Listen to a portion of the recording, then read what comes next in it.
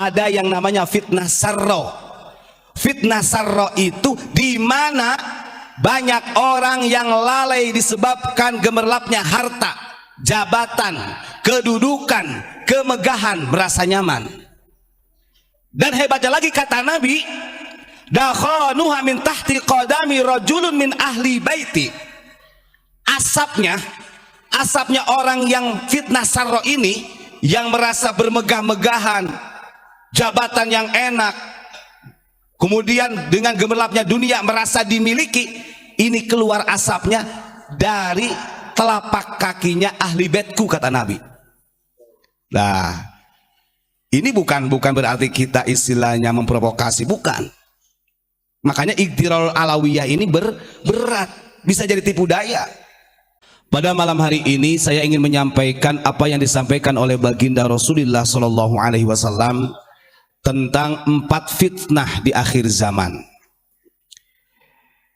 Jadi ada 4 fitnah di akhir zaman ini yang akan memporak-porandakan umat muslim, khususnya manusia umumnya. Ada 4 fitnah di akhir zaman ini yang kita sebagai umat muslim, khususnya umumnya seluruh manusia, harus berhati-hati, harus ihtiyatun. Apa saja 4 fitnah tersebut? Monggo kita sama-sama buka di dalam kitab Sunnah Abu Dawud, ya. Di dalam kitab Sunnah Abu Dawud. Ini ingin menyadarkan untuk kita, wabil khusus buat pribadi saya sendiri, biar kita ini lebih hati-hati dalam menghadapi 4 fitnah yang terjadi. Di dalam kitab Sunnah Abu Dawud, Kitabul Fitan, kitab yang menjelaskan tentang fitnah. Sekarang kan musim, zamannya fitnah. Fitnah ini kalau bahasa yang populer sekarang adalah hoax. Artinya menyampaikan sesuatu tanpa ada bukti kebenarannya. Dan fitnah ini seringkali kita memohon kepada Allah di dalam sholat ini, yang paling besar fitnah Dajjal. Tapi di sini Kanjeng Nabi menyampaikan 4 fitnah ini, ciri-cirinya yang akan menjadi fitnah Dajjal. Jadi ada 4 ini, 3 fitnahnya ini akan menjadi jembatan. Artinya organ daripada fitnah Dajjal ini dari 3 ini awalnya. Monggo disimak. Di dalam hadis, ada 2 hadis yang ingin saya sampaikan. Hadis yang ke-4241 sama hadis 4242. Monggo para pemirsa yang mau buka. Kalau saya nanti ada kesalahan membaca, mohon maaf. Bismillahirrahmanirrahim. Haddatsana Harun bin Abdillah. Hadis ini diceritakan dari Harun bin Abdullah. Haddatsana Abu Dawud Al-Hafari, diceritakan dari Abu Dawud Al-Hafari. An Badri bin Utsman, dari Badar bin Utsman. An Amirin, dari Amir. An rajulin an Abdillah anin Nabi sallallahu alaihi wasallam, dari seorang laki-laki dari Abdullah dari Nabi Muhammad sallallahu alaihi wasallam. Ini namanya hadis marfu' yang sanad riwayatnya sampai kepada baginda Rasulullah sallallahu alaihi wasallam. Qala takunu fi hadhil ummati 4 fitanin fi akhiriha al-fana. Kata Nabi Muhammad sallallahu alaihi wasallam, akan ada masa di mana umatku tertimpa 4 fitnah, dan fitnah yang keempat ini akan membinasakan umatku, kata Kanjeng Nabi. Tuh, ini Kanjeng Nabi sudah wanti-wanti. Kita tinggal mengintrospeksi diri, apakah kita berada di lingkaran fitnah ini atau tidak. Kemudian dilanjutkan di dalam hadis yang ke-4242. Haddatsana Yahya bin Utsman, diceritakan dari Yahya bin Utsman bin Sa'id Al-Himsi, dari Sa'id bin Al-Himsi. Haddatsana Abul Mughirah, diceritakan dari Abul Mughirah, qala haddatsani Abdullah bin Salim. Beliau mengatakan hadis ini diceritakan dari Abdullah bin Salim, qala haddatsani Al-Ala bin Utbah, Diceritakan pula dari Ala bin Utbah an Umair bin Hani al-Anbasi, dari Umar bin Hani al-Anbasi, qala Umar, dari Sayyidina Umar, yaqulu kunna qu'udan inda Rasulillah sallallahu alaihi wasallam fadzakaral fitana fa aktsara fi dzikriha hatta dzakara fitnatal ahlas. Umar, beliau mengatakan kami pernah duduk bersama baginda Rasulullah bersama sahabat lainnya, yang mana pada waktu itu baginda Rasulullah Shallallahu Alaihi Wasallam mengkabarkan, menceritakan, memberitahukan kepada para sahabat tentang fitnah-fitnah akhir zaman yang akan menimpa umat Nabi Muhammad Shallallahu Alaihi Wasallam. Sehingga hatta dzakara fitnatal ahlas, sehingga kanjeng Nabi menjelaskan tentang fitnah ahlas. Nah ini kalau para santri harus tahu. Jadi nanti itu di akhir zaman itu ada 4 fitnah. Yang pertama fitnah ahlas namanya. Yang kedua fitnah sarro, fitnah sarro. Yang ketiga fitnah duhaima. Dan yang keempatnya fitnah dajjal. Ini satu persatu kalau diterangkan luar biasa ini Pak Imron. Ya mudah-mudahan jangan sampai ada yang merasa tersinggung, tersungging, ya bahasa Ustaz Rais, tersungging. Lalu faqala qail ya Rasulullah wa ma fitnatul ahlas. Ketika Nabi Muhammad menceritakan fitnah yang pertama yang akan menimpa umat muslim, menimpa umatku di akhir zaman tentang fitnah ahlas, maka ada salah satu sahabat yang bertanya kepada baginda Rasul, ya Rasul, apa fitnah ahlas itu? Saya kok baru dengar, gitu kan? Qala hiya harabun wa harbun, kata Nabi. Fitnah ahlas adalah fitnah di mana banyak manusia yang lari dan melakukan peperangan, melakukan pembantaian, melakukan permusuhan dengan berkedokan agama. Itu ahlas. Dan ini di dalam syarahnya dicatat terjadi fitnah ahlas ini dari mulai terbunuhnya Sayyidina Utsman. Ya adu domba lebihnya. Adu domba artinya yang selalu membuat keributan, memberikan propaganda agama, mencampur adukan politik dengan agama, yang padahal itu akan mengadu domba saudara-saudara sesama muslim. Dan itu terjadi dari sejak Utsman. Makanya Utsman dibunuh, Sayyidina Ali terbunuh. Kalau kita lihat orang yang membunuh Sayyidina Utsman dan Sayyidina Ali ini adalah orang-orang yang munafik sebenarnya, orang-orang yang ekstrim yang menggunakan jargon agama. Makanya dia muljam Pak ketika di sidang, yang membunuh Sayyidina Ali itu, dia itu ketika dikatakan terdakwa nggak mau dia, alasannya oh saya jihad, memerangi dari kelompok Ali itu karena salah secara aturan menurut dia, beralasan jihad. Memang bahaya dengan jargon-jargon agama ini, luar biasa. Nah fitnah ahlas ini terjadi dari sejak Sayyidina Utsman terbunuhnya sampai sekarang. Ya tinggal kita pahami aja, terjadi apa tidak. Banyak yang menjadikan permusuhan, peperangan, kemudian yang menjadikan terpecah belahnya umat. Dan ahlas ini menggunakan jargon-jargon agama. Berapa banyak kelompok-kelompok yang ekstrim? Banyak. Naudzubillahi min dzalik. Itu yang pertama.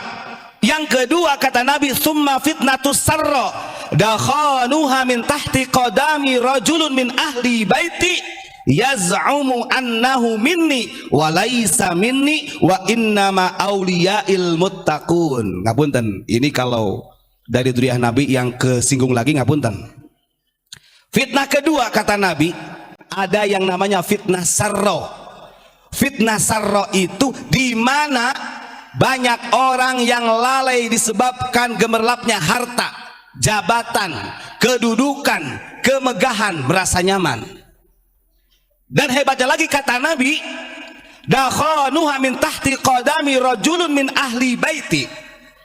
Asapnya Asapnya orang yang fitnah sarro ini, yang merasa bermegah-megahan, jabatan yang enak, kemudian dengan gemerlapnya dunia merasa dimiliki, ini keluar asapnya dari telapak kakinya ahli baitku, kata Nabi. Nah, ini bukan berarti kita istilahnya memprovokasi, bukan. Makanya Iqtirarul Alawiyah ini berat, bisa jadi tipu daya. Asapnya ini, fitnah sarro ini keluar dari dzurriyyahku, kata Nabi. Walaupun padahal sebenarnya kata Nabi, yaz'umu annahu minni wa laysa minni. Walaupun dia mengaku adalah dzurriyyahku, keturunanku, kata Nabi, mereka bukan keturunanku. Karena kata Nabi, wa innama auliyail muttaqun, keturunanku yang aku sayangi dan betul-betul sesuai dengan perjalananku adalah orang-orang yang bertakwa, siapa saja, walaupun dzurriyyahnya tidak intisab kepada Nabi Muhammad. Coba lihat secara fakta saja, kita melihat kemegahan orang-orang kita dengan orang-orang luar di Nusantara ini. Dari para dai-dainya, para penceramahnya kalah megah kita. Betul gak Gus? Gak ada apa-apanya, gak ada apa-apanya.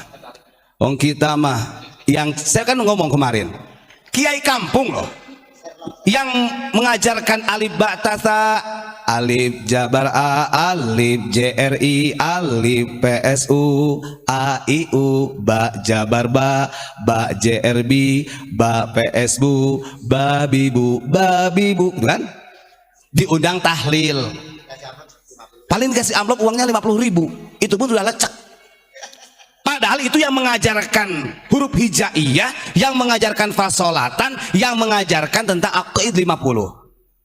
Tapi kalau kita mengundang orang yang dari luar, masya Allah, 50 juta ditebas, 100 juta ditebas. Maka benar kata Nabi, dakhanuha min tahti qadami rajulun min ahli baiti yaz'umu annahu minni wa laysa minni.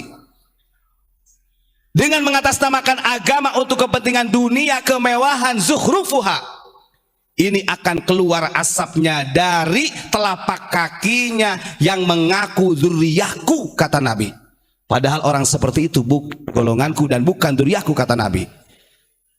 Kanjeng Nabi hanya menganggap orang yang menjadi dzurriyyahku sejatinya adalah al-muttaqun, orang-orang yang bertakwa.